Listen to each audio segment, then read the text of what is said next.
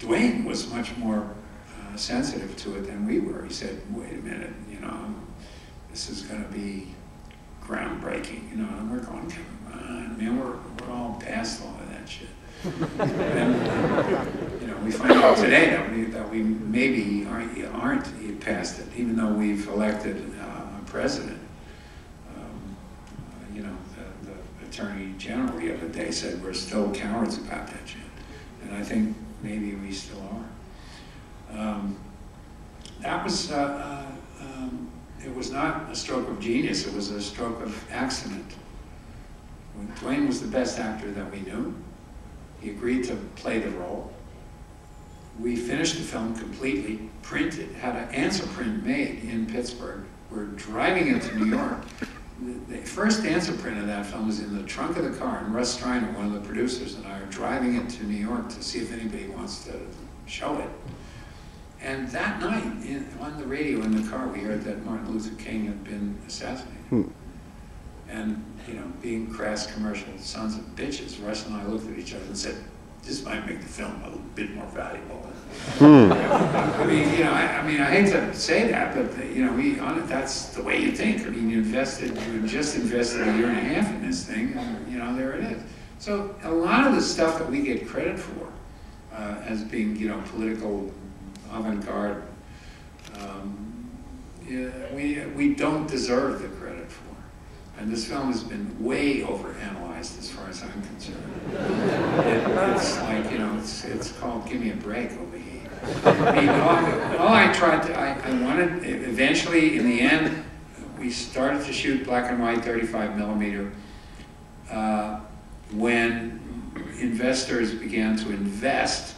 There was a big movement to say switch to color and shoot 16 millimeter, even reshoot the week that we had in the can.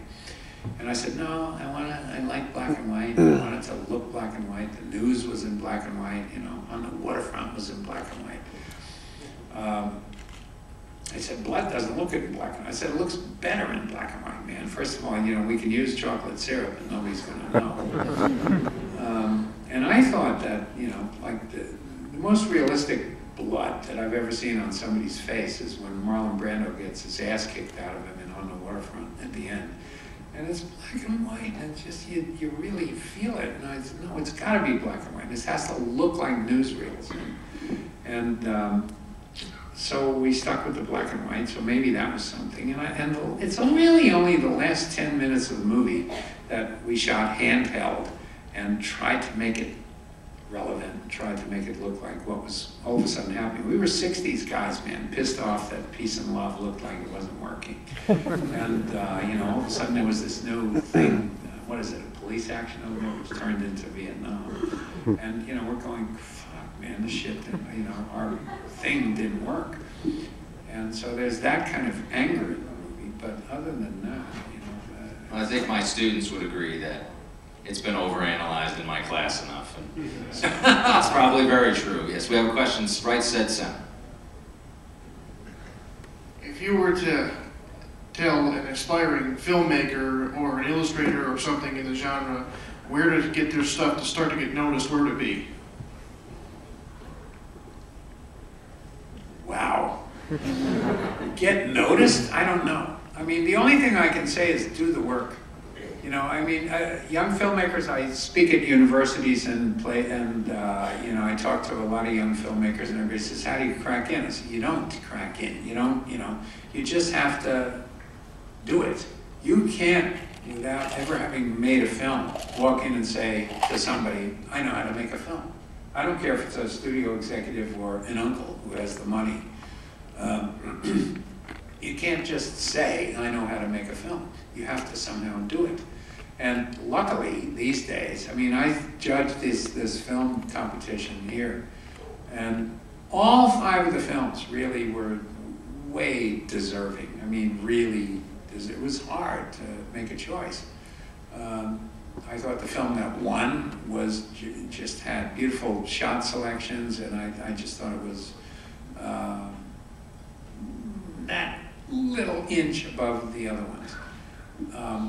But I would never have known this filmmaker or this film if not for this competition. And if he had never made a film, he could never, now go out and say, I know how to make movies. You can't walk in and say, I know how to make a movie, because somebody's going to say to you, oh yeah, show me what you did. You have to do it. You cannot talk it. You can't talk your way in. Now, on the other hand, if you want to work at other levels, and if you want to try to work your way up, if you are a dedicated person, if you have some sort of, if you care about what you're doing, and if you're a good guy and a dedicated person, you can come in as a PA. You can work for nothing, and if the producers and the people around on the set like what you do, you will be rehired. It's almost automatic.